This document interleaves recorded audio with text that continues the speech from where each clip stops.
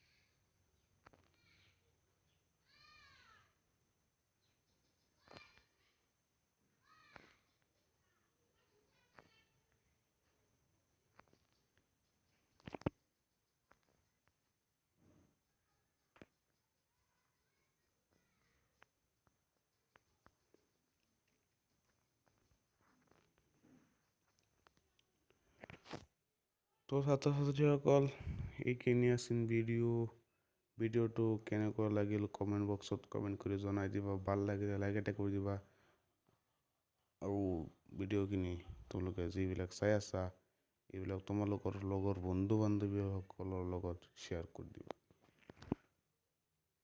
তো ব'লা